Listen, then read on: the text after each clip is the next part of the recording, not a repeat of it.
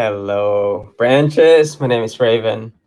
I'm a life coach, and basically, I help people transform their lives by unlocking their health and wealth potential. So, branching that works is short for brand coaching or simply branching out. So, you won't be able to branch out if basically your roots aren't actually strong enough. So, hopefully, you like this episode. So, in today's episode, um, we've got the CEO and founder of a social enterprise called Kandama, which is a brand that's actually promoting traditional weaving um, in Philippines. It's based in the Philippines, but it has, just in the past few years actually been exposed to the world. So you've probably seen the designs in Melbourne, Hong Kong, New York Fashion Week, and Paris. So we're here with its founder and CEO, a good friend of mine, a Bedouin, a Lasallian, a founder, a CEO, a debater, and many things.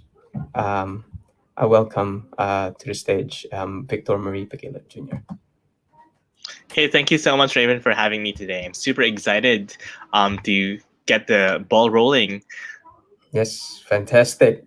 This is, I think, um, I can. Sorry, I can't hear you. Can you hear me? Okay. Hello. I Can you think I hear me? lost your audio. Oh, you lost my audio. Hang on. Let's have a look. Audio. Hello, hello, hello. 1 second. Let's have a look.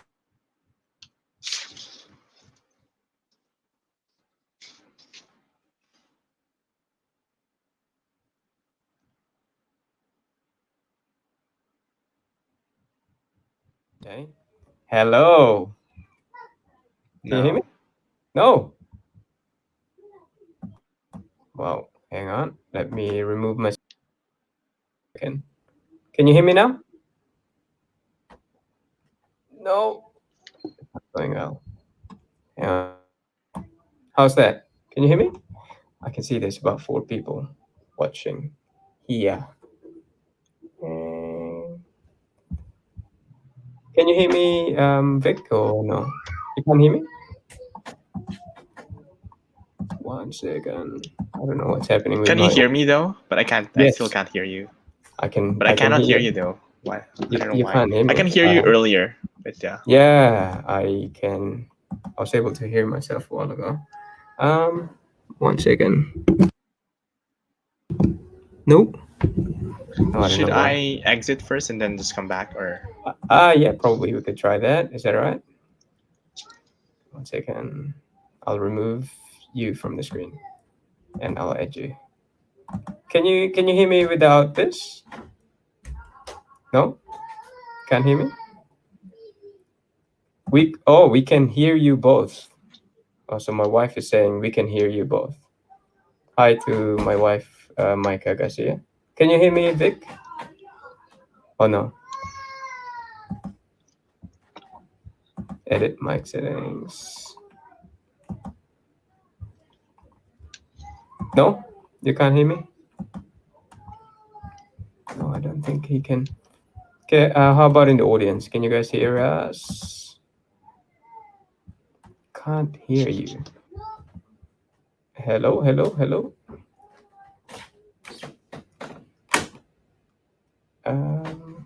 No, hang on. I'm gonna try and change my PC. Maybe that might help.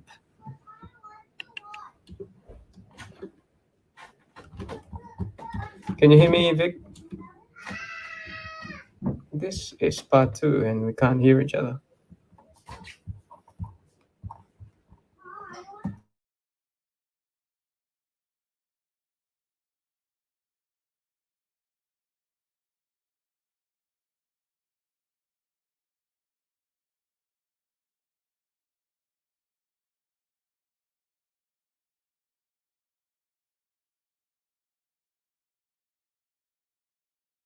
Hello, hello. I don't know why you can't hear me, but let's have a look. Can you hear me now? Oh, he's exited.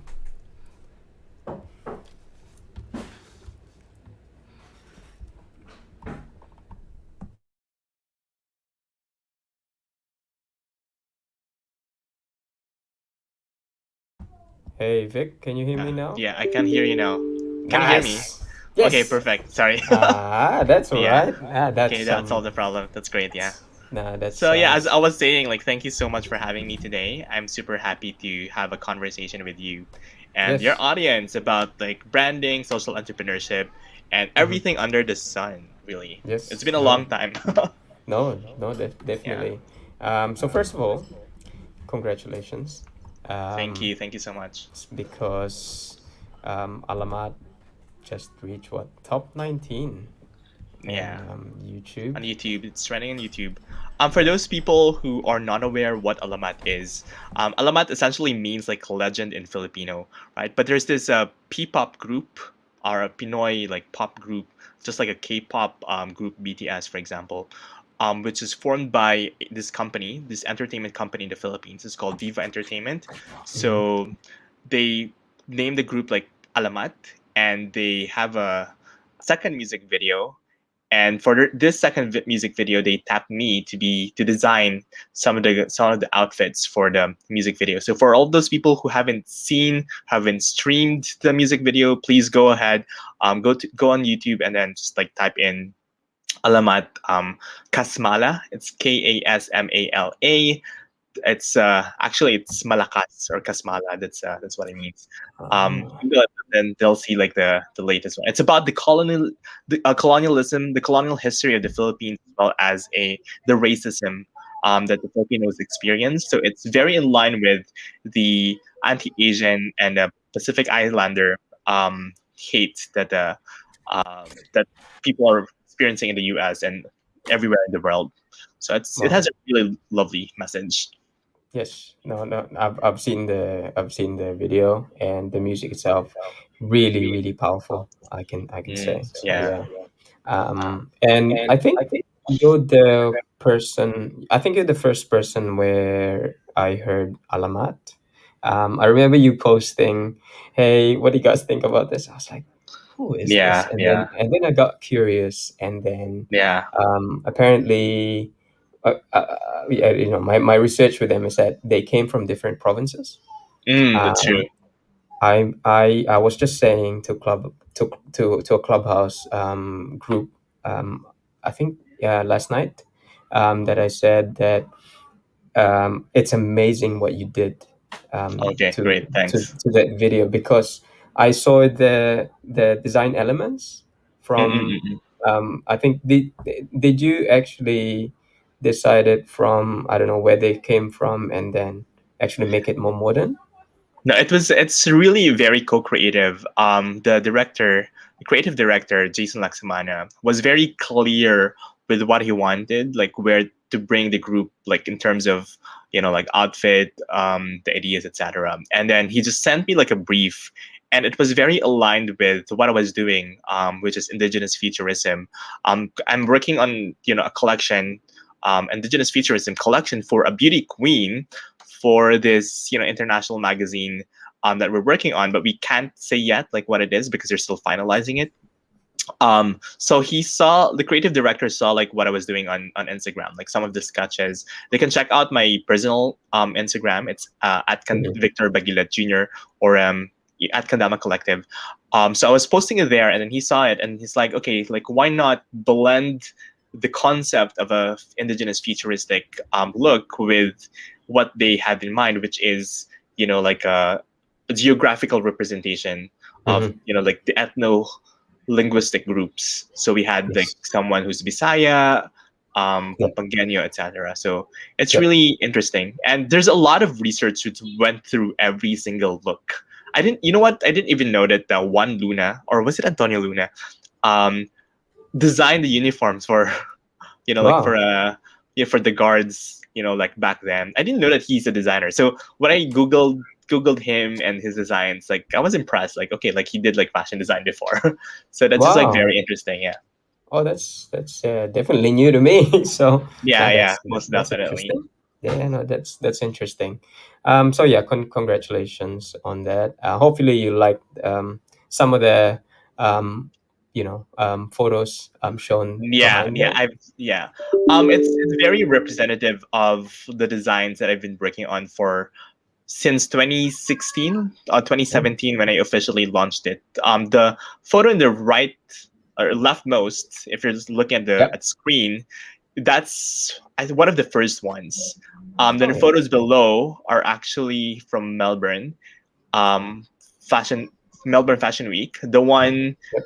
like below, like the second to the left or Mm-hmm. to the right, um, or to the left rather. That's in the Louvre, Yep. and of course, like Marian Rivera, like somewhere there in the middle.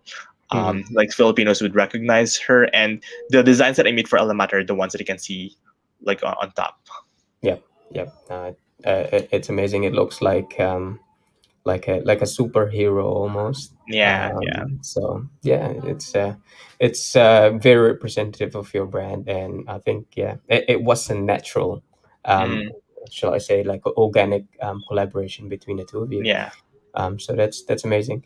We'll back up one bit. I'm going to reset this conversation and actually, ask you, for people who don't know you, and it's amazing because every time I ping someone or I meet someone in Clubhouse, so I met someone called Ace Gapus. Yeah, yeah, Uh, yeah, yeah. Ace, yeah, yeah, yeah. yeah. I was like, oh, Blogapalooza. yes, yes, yes. So I said, hey, I'm going to be interviewing Vic tomorrow. I said, yeah, he's a good friend of mine. Um, it seems like a lot of people know you. So Oh from the yeah. debate world, from the business world, anywhere really. But who are you? Who is Victor Marie Baguilat Jr.? I guess that's a work in progress. I guess it's very difficult to really like define, like a person, um, because we're constantly evolving like individuals, and every time we try to label ourselves, it feels like it's too constricting. But if I'm forced against the wall to like say define who I am, I guess like I am a multidisciplinary artist and designer. I just don't do like fashion design. I do like systems designing as well, like the social entrepreneurship thing. Social enterprise is largely not just like a business model design. It's really like an ecosystem, like a design. How do we collaborate with other stakeholders, etc. That's a function of designing an entire program, an entire system. Um, the stakeholder collaboration, that's also part of the design. So it's not just like what I do is that not it's not as simple as like creating clothes, right? I do things like beyond that. Yeah, and as what I mentioned, I'm also a fashion designer and a social entrepreneur. I had my social and entrepreneurship um, background or training in Singapore under the Young Social Entrepreneurs Program of the Singapore Foundation. I used to debate competitively as well. Like I do like I give like debate workshops to different countries. Like I've done around like 4 workshops in South Korea under the Asian Debate Institute. This was like before I found out about BTS. So I can't believe that I never bought like any merchandise of BTS when I was in Korea. But anyway, uh, I've also like done like workshops in Kyrgyzstan and in Thailand and different places in the Philippines. But yeah, Victor is an ever evolving person who just follows his bliss. So that's who I am. I Yeah, am not defined by any single role. I think, I yeah. like that. I like that so much. Yeah, so I remember you. What batch were you in San Beda? Because we pretty much follow the Yeah. same path and still I think Mm, following the same path. yeah, yeah. Oh, You were one batch lower than me. You're my yeah, brother's batchmate. So I yeah, graduated 2002. 22, Was it like, yeah, like started college 2002. So I was ID 22. 102, Yeah, yeah. yeah, yeah. So ID 102 in LaSalle. Yeah, no, it's Mm. amazing how you did that. So I think the big question is, How did you start Kandama? You know, how did you come up with the idea? Who were the people that you approached, and what toolkits actually, prepared you for it? So I guess like the entire thing started um, in 2016 conceptually, but I officially launched Kandama in 2017.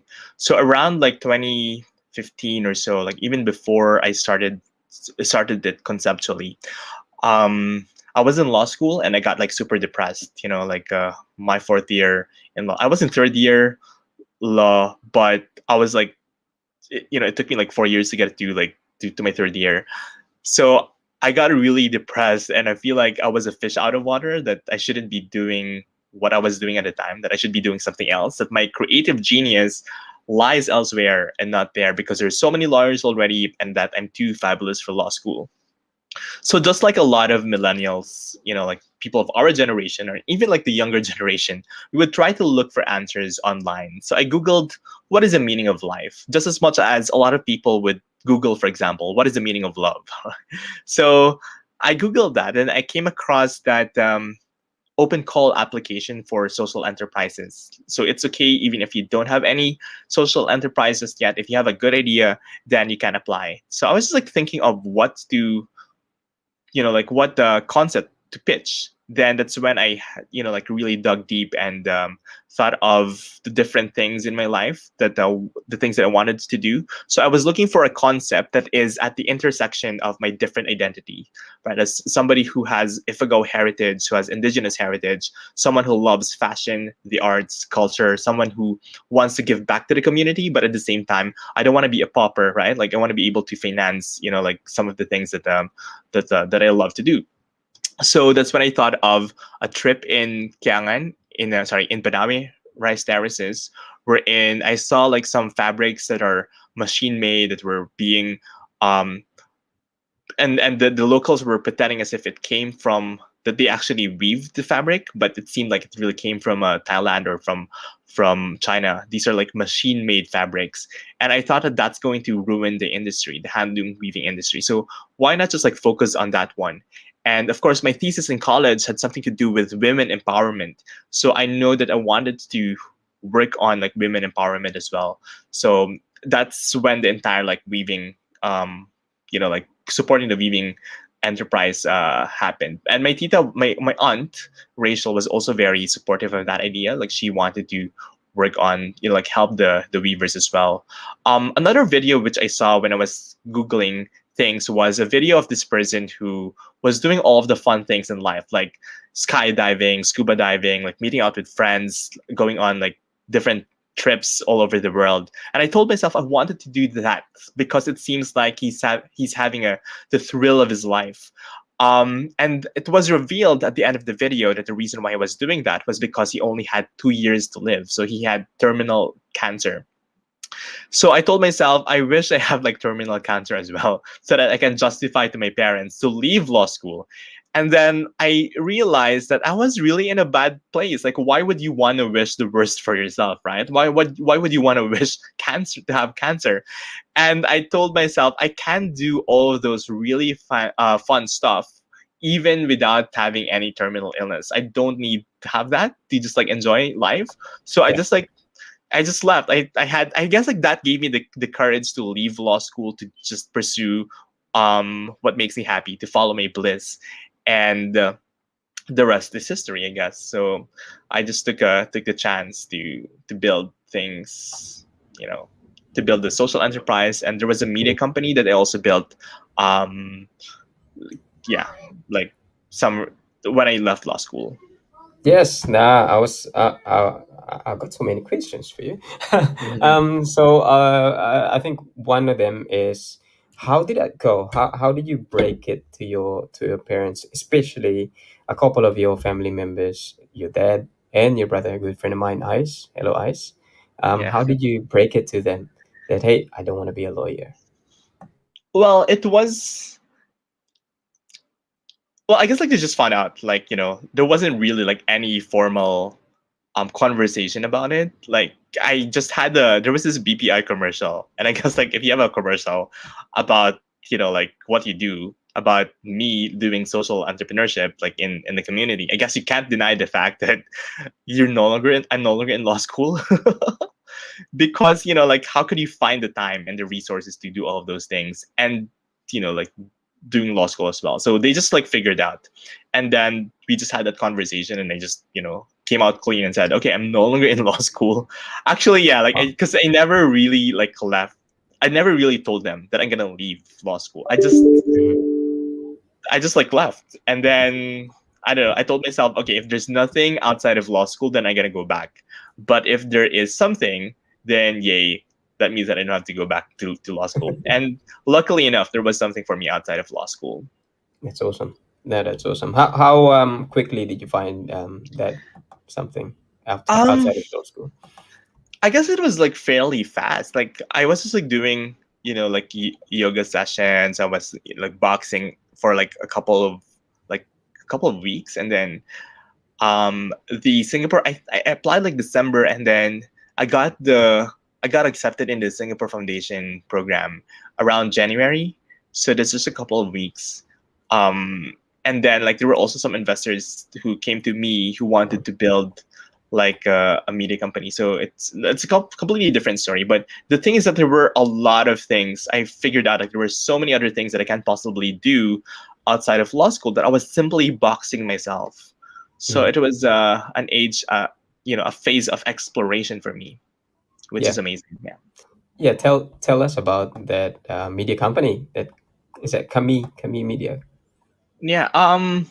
Well, I left it like when I did like Paris Fashion Week because I wanted to focus on Kandama social enterprise.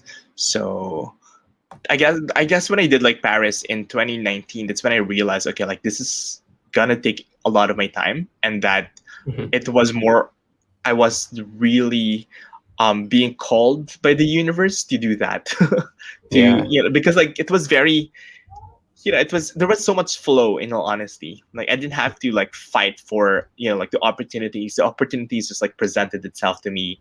After Paris, I did Marian Rivera like send me a message, like she wanted me to make clothes for her, etc. And then that's also the time that I did New York, and then came back, and then there were other celebrities who came to me, wanting to wear our clothes. So yeah, so I left that media company for this one. Like that was more profitable actually, but like yeah, my heart wasn't there. So yeah.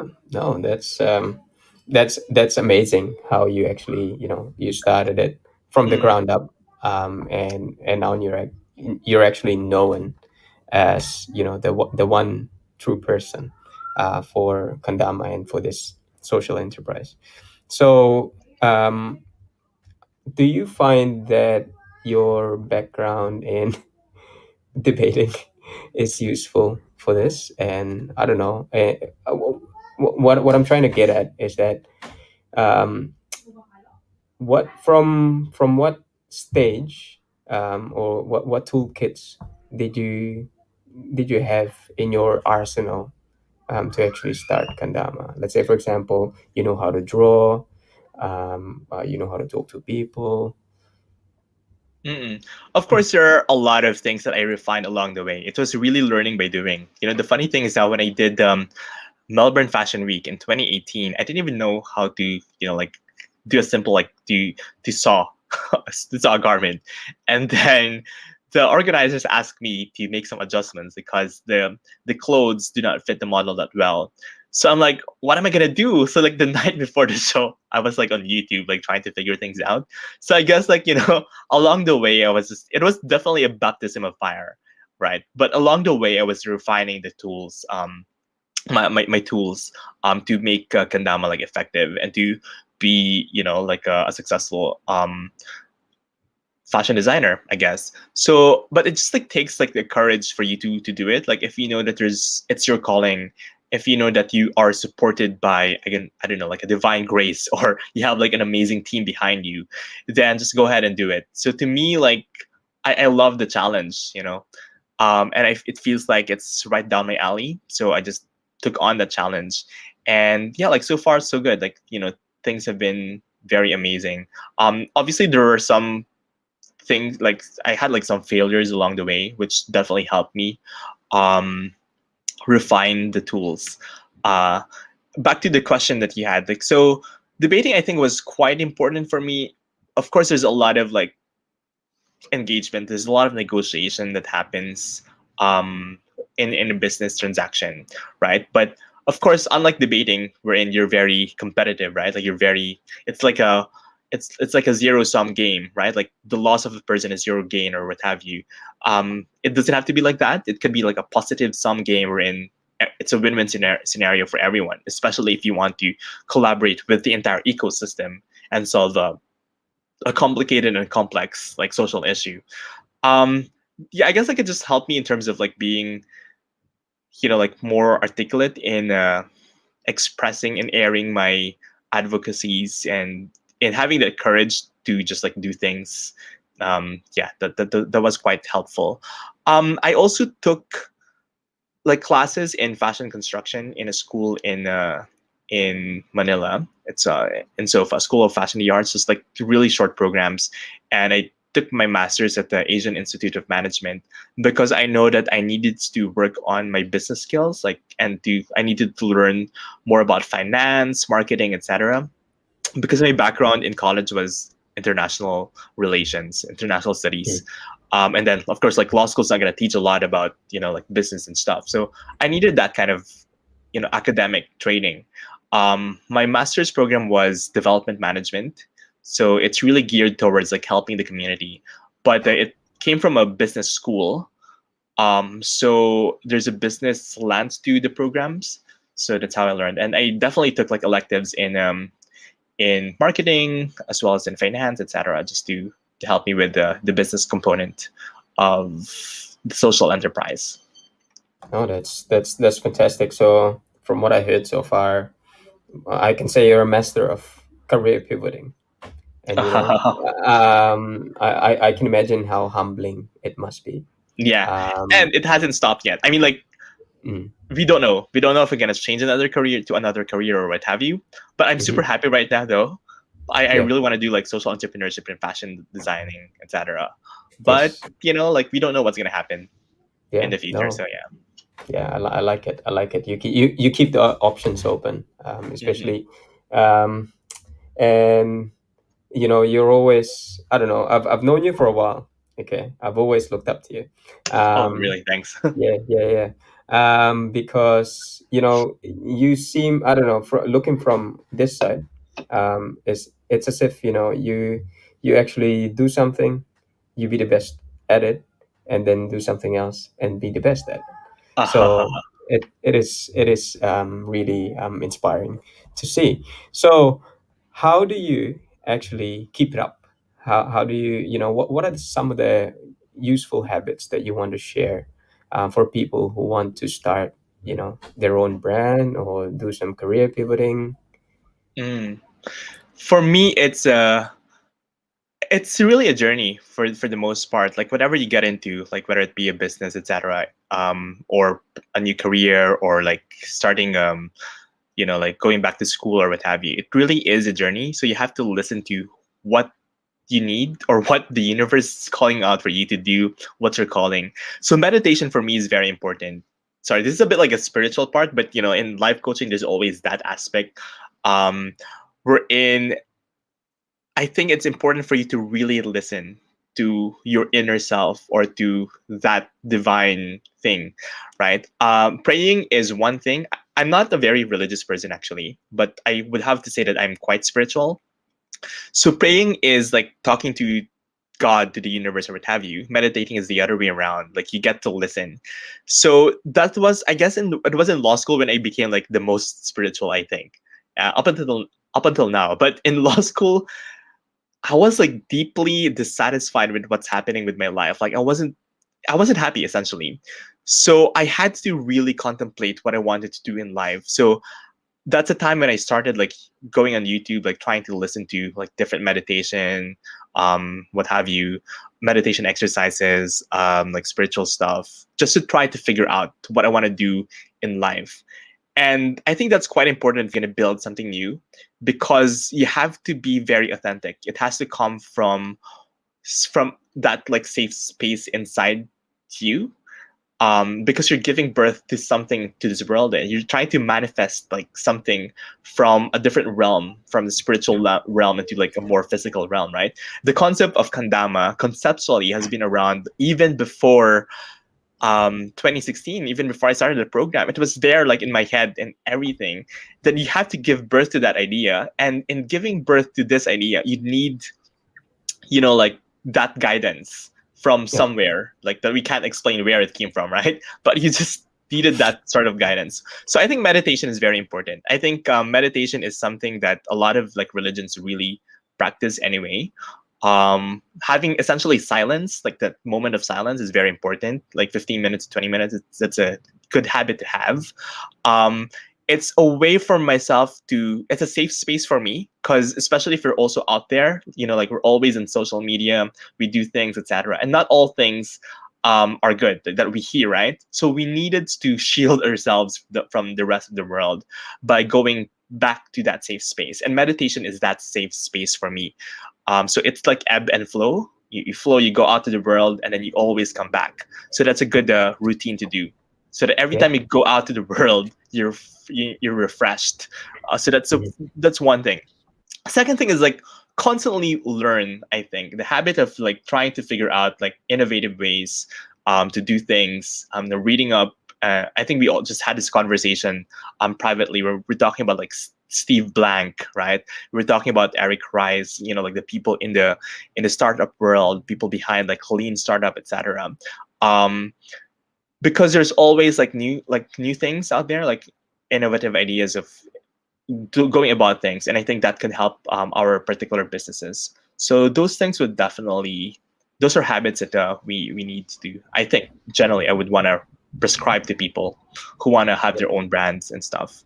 So yeah. Yes.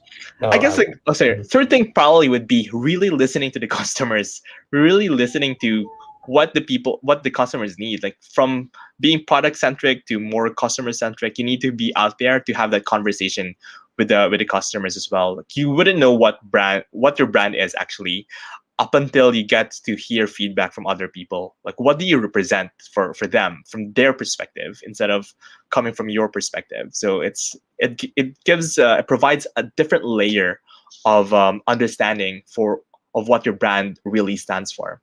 So yeah. Yes. No, that's I'm taking notes. I'm taking notes. So far you mentioned three things. So you got meditation, um, and actually listening to yourself. The second one is continuous learning, and the third one is listening to your customers. Keep that Mm, idea bouncing, and yeah. actually see as if you can perfect it. So yeah, I like those. How do you meditate? Is that like a guided meditation or yoga? Or It really depends on what you're most comfortable with. For me, like I started with breathing exercises. You just observe your breathing. That's yeah, how it works. There are a lot of like guided meditation on YouTube as well. yep, Some people like do not prescribe that because they feel like it's not very natural. But other people, like if it helps them, if it's a good tool for you to be mindful, to stay present, then go ahead and do that. The idea of meditation is that you're being anchored to the present moment, because sometimes we're so busy, like there's so many things in our head, right? That we are brought to the past or like to the future. And the thing is that your power is in the present. So you have to stay grounded, like stay anchored to the present moment. So meditation is a very good tool. So yeah, so that so far it's been helping me. So hopefully like our viewers would also, yeah, be helped by meditating. yeah, for sure. There was a question from a good friend of mine. She's from the U.S. She wants, so her name is Bernadette Carulio. So she's from the Philippines. She moved to Australia and then she moved to the U.S. So originally she was in the medical field. Now she's in photography, but she wants to know, um, how's your creative process? How do you do it? Like, how do you come Yeah. up with these ideas? I get that a lot actually. And it's very difficult to pin down like how to, like go about ideas because like for every collection is always very different, right? Like some people what they do is that they travel. It also works for me. Like you travel for inspiration and stuff. But when I came up with indigenous futurism, it was in 2018. I first had that. What inspired me really was Afro futurism, which was the like the movement behind Black Panther. So I'm like, I just became like very curious. Like, what if this you apply that to an Ifugo setting, right? Like, how would things look like? And like recently I just used that for Alamat, for example. It was Ifugo in futurism. So Yeah. the idea is that sorry, indigenous futurism. So the concept is, what if you're futuristic but you are using like different ethno-linguistic groups as cultural reference. So I had the theme became like very clear to me already. So the question now is, how do I pin that into a design, right? Into a particular like clothes. I came across this article that quantity produces quality. So what I did was I was just sketching, like my target was to sketch 100 looks to come up with 10 looks, right? Because the idea is 10% of your look of whatever you produce, that's the brilliant ones. Around like 60% is mediocre and 30% are like complete crap, right? so so I told myself if I really needed to come up with like a 10 good looks, then I have to make like 100. So yeah, so I came up with, I think it was like around like 60, 60. I came up with 60 sketches, and then I was uploading those sketches. This collection originally was for a beauty queen. Um, you will find out real soon, actually, and it's amazing, right? And it was for a fashion magazine. Raven already knows, but I can't tell like the public about it. Um, so I was just like sketching, like these different looks, and then somebody from Alamat just saw it, and then that's when he, like inquired, asked me for the designs, etc., and then proposed the idea of having, like of me designing for their next music video. So that was a really lovely. I don't know if there's no such thing as coincidence, but it's a lovely co-creation, really. I guess like this is the part when you say that the universe is really there, like supporting me, etc. Yeah, yeah, yeah. Yeah. No, no, because I've been following your journey from the start, even before Kandama. I mean, we've known each other Mhm. for a while, and from what I can see, from the time when you posted that alamat and the people that you actually pull towards your tribe and wants to rep your brand, it's actually quite organic.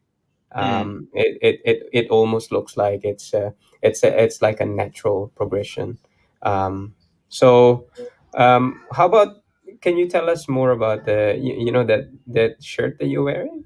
What's the inspiration Oh, this behind is it? actually it's a lizard. So it's ikat weave. Ah, So this hand woven. It's a lizard. wow. A lizard is considered as a guardian in Oh, wow. in Ifugao. So I'm sure like it has like different meanings in different communities, but it's a yeah. Okay, I'm gonna show it to you. So this is how Yes, it looks please. like. Yeah. So that's it. It's a Wow. massive lizard, yeah. Yeah, that looks Yeah, good. it's like a it's ikat. It's a like tie dye when they tie like to so that the portion that's tied that Yep. wouldn't be reached by the dye. So when you remove the dye, Hmm. that portion is not colored, right? So Yep. it keeps its normal the the the the color it was in prior to the dyeing process, Hmm. and then that shows the shape or the symbol Yes. that you No, wanted. that looks great. What you're wearing. So, yeah, I like it. So, you probably saw a while ago a good friend of ours, Kat, Thank you, Kat. Yeah. Oko, yeah, saying awesome. Oh, Kat. Yeah, I think I know Kat. Yes, Kat. Kat. Sorry, from Kat Okol, is it? Ah, sorry. Yes, Kat Oko. Yes, that's the one. Yeah, yeah, I think I know her from the debate community. Yeah, Yes, yes, yeah, yes, yeah, from LaSalle too, right? yes, yes, yeah. Oh, hi, yeah, hi, Kat. She's She's in the watching. States now. Oh, cool. Okay. Yeah, so she's Oh, that's she's amazing. just Yeah. commented. Yeah, so it's amazing. So the next question that I've got is that I think you've answered the how do you keep your health, mental and physical health in check? How do you keep up with trends? You know, Mm. apart from you mentioned a while ago traveling, and probably watching maybe movies. But Mm-mm-mm. is there any place where you can actually keep up with trends or social media? Actually, yeah, of course. Like there are a lot of like social media like listening tools, right? Like in Twitter, in Instagram, etc. Like we use those things, but there are also reports that we subscribe to for like trend forecasts, etc. The Department of Trade and Industry has a subscription for that one for these reports, so that's particularly important. I'm not like too much into like a trendy kind of person. While it's true that Kandama is a like just a business part of it, we're largely very conceptual with how we go about things. So it's really more of like an expression of what we think the world needs more than what the trend actually is going, or something like that. So that's how we do things. So we're not like much into trends. Sometimes we do, like for example, we do like trade fairs or something. That's when we like look at the trends and stuff. But generally, yeah, we just like go by what we think the world needs. Yeah, no, Yeah. no, it's amazing. Like, yeah, I can see if you guys can see or just Google Kandama, you'd see how the different design elements are there. Um, am I right in assuming that? Yeah, I know it's made in that Ifugao region, Mm, but looking at the designs, that actually resonates or shows a lot of our different cultures in Philippines, mm. which is very rich. Yeah. So that's amazing. Tell us about that first call. What was the first call when you say, "Oh, when you say, oh, I'm gonna fund you," or you're going to, let's say, New York Fashion Week? How did that go for you? Meaning, sorry, when I got like the call to do the shows. Yes. Yeah. Well, actually, it's very different actually. Like from for every different show, it's because it's not from the same organizers. So I just started with like Melbourne Fashion Week first. I submitted some designs. I wasn't like deep into designing yet. I just wanted to sketch things, etc. So it happened in 2018, wherein I just forwarded some sketches. I don't even have like finished looks. I just forwarded it to them, and then they liked it. It was for an indigenous show in the Melbourne Fashion Week. Sorry, Melbourne Fashion Festival, which is the biggest like show in Australia, fashion event in Australia. They liked it, and then I went to Australia, and then I didn't even know like how to saw like basic stuff. So like this is the entire. Oh, I have to make some adjustments, and then they told me to make some adjustments, and then I didn't know how to, so I just like went on YouTube and then like studied how to saw. Um, and then like I've been working with him for like three shows, like three different shows, for one, I think like two Melbourne Fashion Festivals, and then one Melbourne Fashion Week. So I've been working with a lot of like indigenous designers, and these indigenous designers have this generally goal of like trying to mainstream indigenous designs. So they're all over the world. I have like friends who are designers from who have like First Nation roots, and others who have Aboriginal who are Aborigines, others who are Maori, for example, like Yep. others who are like etc. Yeah, so we're just like helping each other. And then one of my friends who's Maori like recommended me to do the show in Paris and the Eiffel Tower. So that's how I got into to do that show. That was during Paris Fashion Week, and then somebody from that show invited me to do like New York Fashion Week. So that's how the entire like process. It was very organic, I think. There Mm. was a lot of flow. It wasn't like I had to force myself into these programs. It's just like Yeah, the invitation like just keeps on coming after doing like one show led to another, etc. So yeah. yeah. So basically, you just got noticed because of the work that you're doing. So Mm, that's mm, mm. yeah, that's truly and amazing. and the advocacy is also a big part because I have like, it's aligned with the advocacies of other people who believe in that the same cause, so we just help each other to, like, Yep. to mainstream indigenous fashion. Awesome. Awesome.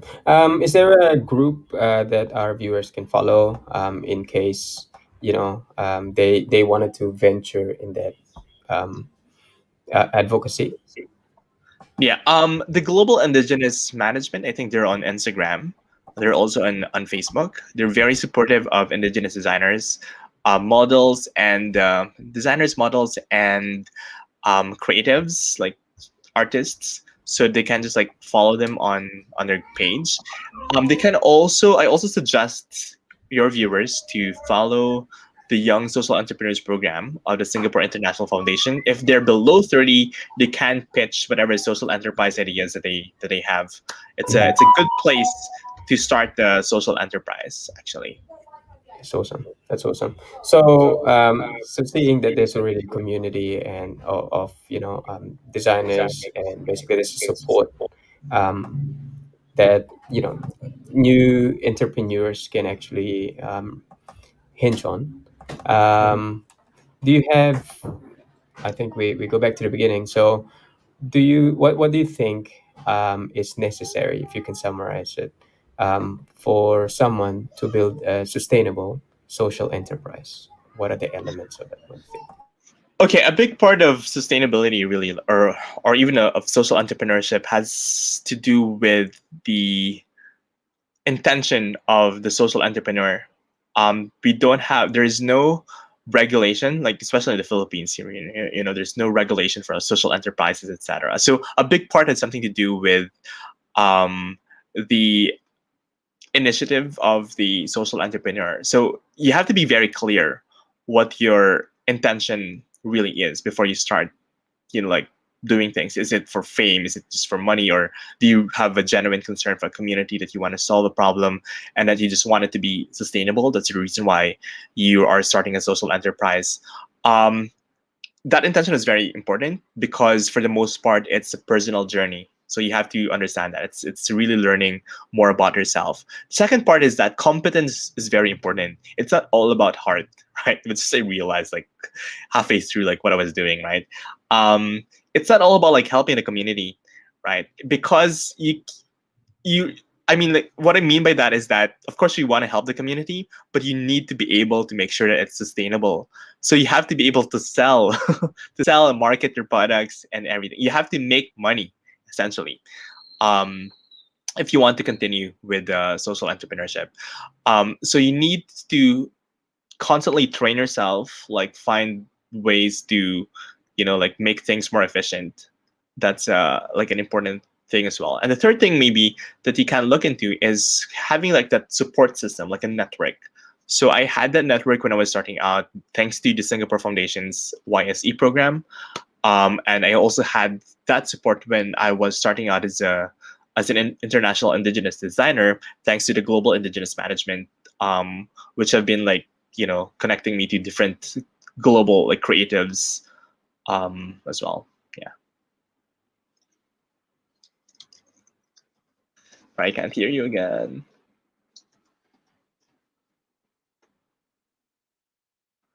I think we lost the audio.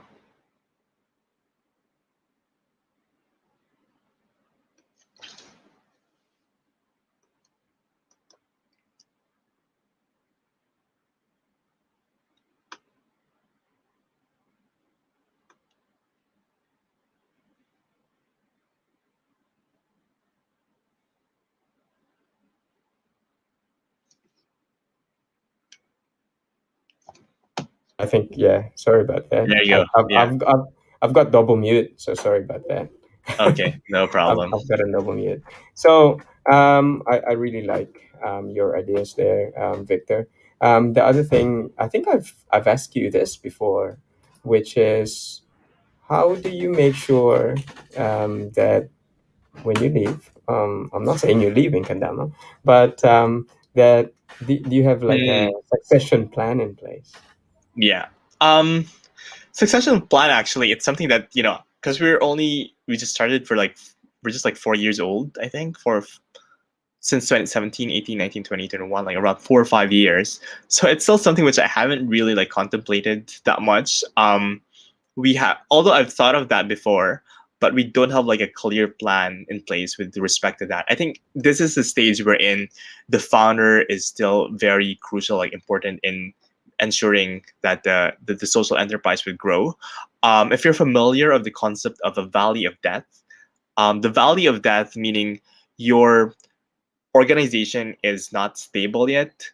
um, for a normal business, the valley of death is like 2 to 4 years, right? I'm sure you've heard of that. But for a social enterprise, it's even longer. It's 7 years. So we still have like, we're still in the valley of death, right? Yeah. So my main consideration now, like my main concern really is to get through that valley of death first, to make sure that we are stable already. And then I think like succession happens like after that, once it's already up and running, like yeah. But I'm super happy that it's already peaking. Hmm. So we've done, like, I'm doing working on the groundworks. Yep. The pandemic obviously like delayed a lot of things, because I was like planning to do like more shows last year. I was supposed to do like Milan. um I was registered to do like a show in Toronto, May of last year, but we had to delay everything because of the pandemic. So Yep. yeah, so Wow. yeah, I was supposed to do like New York as well, like this September, but then I had to move it, largely because of the pandemic situation. Like I've Yep. had to pull out during the second lockdown here in the Philippines, and because I was super scared of the Indian strain and the AAPI, like the hate Yeah. against Asians, etc. So I felt like, okay, it wasn't time for me to go back to New York just yet. So hopefully 2022 is a year for me to travel Yep. again. Yep. Yep. Yeah, hopefully, for I think for all of us, that is as well. So tell us about the pandemic because you mentioned the pandemic there. Tell us about the pandemic. A few And how are friends we of coping? mine, yeah, how you coping? Yeah. So I was so I got a scholarship last year to do a master's in development management. I think I've mentioned this earlier. So I was super happy that um I I took that program, because like while the world was on a standstill because of the pandemic, I was like constantly learning. And I think a lot of people who were stuck at home were also going through the same thing, like like studying, attending like different online courses or what have you. So it was a perfect opportunity to really like sit down and to assess what are the skills that we have to learn and unlearn and what have you. So that's what I did. I finished my master's during the pandemic. um but then like we were operational. Well, I during the pandemic I also worked with collaborated with Miss Earth Nigeria. So I was like a judge there, and then like that kind of thing. Like they helped me with marketing and stuff. So it was a time for me to really reassess the business model of Kandama, to look for a repeatable and scalable business model, Hmm. um, so that we can survive and thrive the entire pandemic situation. Like thankfully, like especially like the start of the year, we were doing well, and then the second lockdown happened. Yeah. um, but yeah, like after this lockdown, when like when it was lifted, things are like picking up again. So which is really good. It was amazing. I Yes. also No. did a rapid gender analysis of the community while we were on a lockdown, because we had to know like what are the needs of the community, because the needs are different before the pandemic and during the pandemic, and we have to adapt to things. So yeah. Yep. What's that? Rapid. It's called a rapid gender analysis. Essentially, generally, like communities have, the population, the female population has different set of needs, right? Mm-hmm. Especially the indigenous female population. So you need to have a a study. It's like a needs assessment that Yep. is tailor fit Hmm. to indigenous women. So that's also one of the things that I did during the pandemic. Yeah. Wow. That's no, that's really amazing how you always stick to that advocacy. Mm, You always seem to actually center your brand around it. So I really like that, and I think that's one of the reasons why Kandama is thriving. mm, So yeah, it's so inspiring. So obviously, a lot of the success of Kandama, apart from the designs, also come from the visuals. How I don't know, tell us what tools are you using? I don't know, for someone who's actually looking to start something like this. What do you think are the I don't know, probably the tools that they need to actually start one? like to Let's be say a start. designer. Yeah, like start Okay. throwing, or like InShot, for example, Yeah, editing. like InShot. Yeah. Yeah, I'm not very like too tech savvy actually, so I still send like sketches, like handmade sketches to to my clients. But there are a lot of apps right now, like that I'm actually using. Like I use like obviously like the different layers. I'm not very good at the Photoshop and Adobe Illustrator. I know I should be, and don't judge me. Like if yeah, if yeah, I say that I'm not very like skilled at it. So I'm still like learning these like more innovative, more advanced like tools. But just like old school thing, yeah, even like pattern making, etc. It's like very old school, but that's also the reason why I constantly want to update myself when it comes yeah, to these tools. Yeah, I think that's largely it for me when it comes to the fashion design aspect. I just like read up a lot too. Like I have, of course, like I buy like Vogue magazine, etc. Like these, these different magazines. It's not a requirement, but it's yeah, just like nice to know that you are in touch with what's happening yeah, in the world. Not yeah, necessarily just to know the trends, but like just to be familiar with what's happening yeah, in the rest of the world. yeah. Yeah. That opens up your mind, to Mm. do that. Yeah, no, that's really good. So with all of that, I don't see any questions in any of our social media channels. So which Yeah. means that I think I've reached almost the end, apart from one, which is what's next for Kandama. Yeah. I think well, you are familiar with what we've worked on, which I cannot share with the public yet. But we had like a just photo shoot with a very well known like Filipino beauty queen. Okay, Um, this is for an international magazine, like a fashion magazine. So awesome. hopefully it should be out soon. So that's one of the things that we are working on right now. And then of course, like like Christmas is coming, so it's around the corner. So we're working on our holiday collection, and then there's this other, yeah, yeah, and Miss Universe Philippines is around the corner as well. So Mhm. we are still, there are a lot of beauty queens who wanted to wear kandama for that pageant, and we Yeah, might have a partnership with them. So it depends. Like we have like unofficial talks with people from the organization, but let's see if it's gonna push through. yeah, Yeah, like that's it so far. So we're very active actually in the pageant world, at the yeah, same time in the music industry. Like we're doing a lot of like music videos. So we just did mhm, like Alamat, and then we also did the one with the Maris Racal, yeah, with for her music video, etc. So there's another one that we're working on. There's this celeb like artist singer whose name is Abby Asistio. So she is trying to revive songs by the Hot Dog, and we are wow, dressing her for that music video as well. So yeah, and I'm really hoping that like the universe will hear me, and that I'm yeah, gonna dress BTS sometime in the future. That's the dream. yeah. No, I think you can And claim such it. an army, yeah, yeah. Yeah, no, Gotta claim it. claim it, yeah.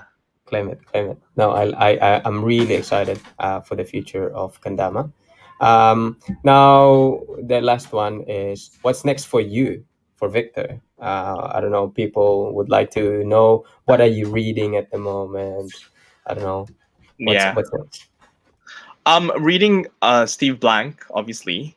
So I think we had a conversation, and there's this other book that I'm working on. It's about general like habit forming products. Yeah, I forgot the name of the. I'm gonna let you know, but Yeah, yeah, yeah. I What forgot one? the title of the book. But I'm also revisiting like, of course, like Eric Rice, like the startup founders, etc. Those are very important materials, I guess, for any startup founder. For me, I'm also like thinking of doing a master's in fashion design, Okay. because I've taken like my master's was about like business and everything, but I really want to be at the epicenter Mm. of the fashion world. I feel like the Philippines is a bit too far from what's happening in the world, you know. Yep. So maybe like CSM. I'm thinking between like CSM, Central Saint Martins, or Parsons, maybe. Probably for 2022.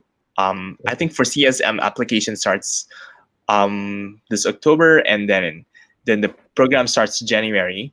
So I'm looking into that. I'm seeing if I can manage Kandama and take my masters at the same time. So this is a Mhm. perfect opportunity for me to really establish structures and processes inside the social enterprise. So yeah, so that's what's next for me. Let's see. Stay Yeah. tuned. No, I'm really excited. We'll probably just ping me those books, and then when I edit this video, I'll just check it here, so Sure. our viewers can see it. Um, Anyone you would like to greet or shout out before we end this?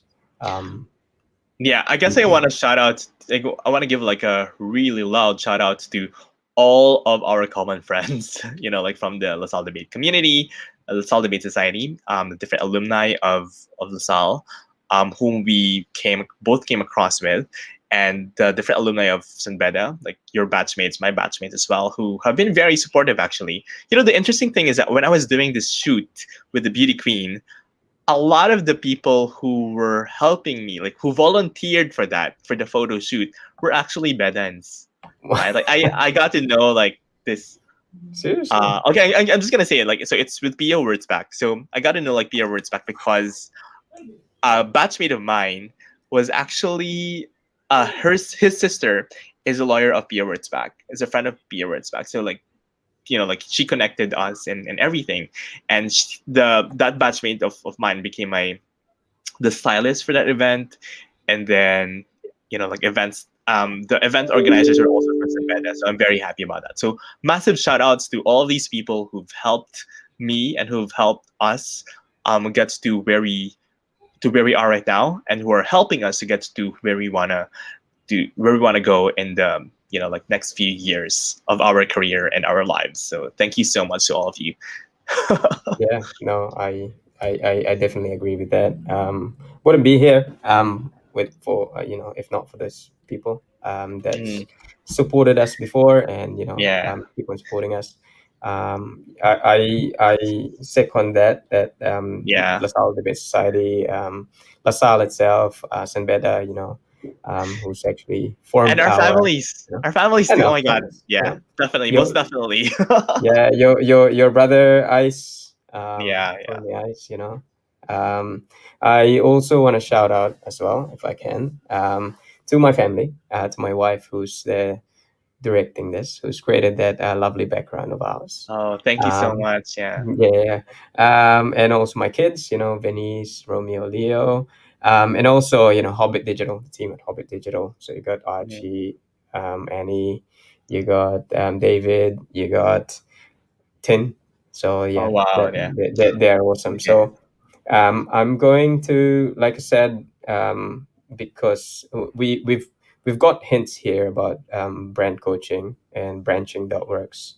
We're gonna continue the conversation later on offline, Mm. because I want to invite you to actually mentor someone if you can.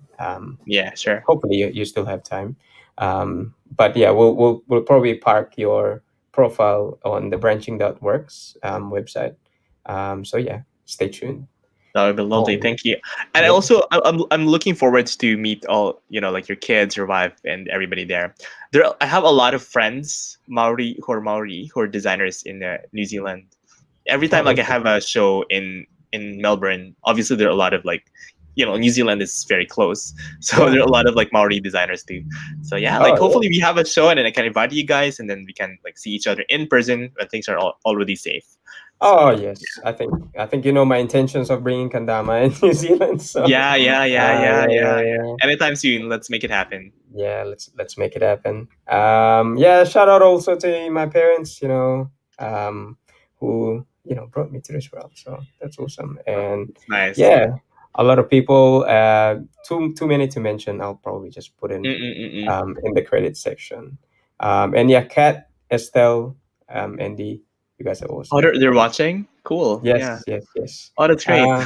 Yeah, Hi, hi, Estelle. yeah, Yeah, she's super super sweet. I love Estelle. Like we share notes like yeah. recently. Yeah, yeah.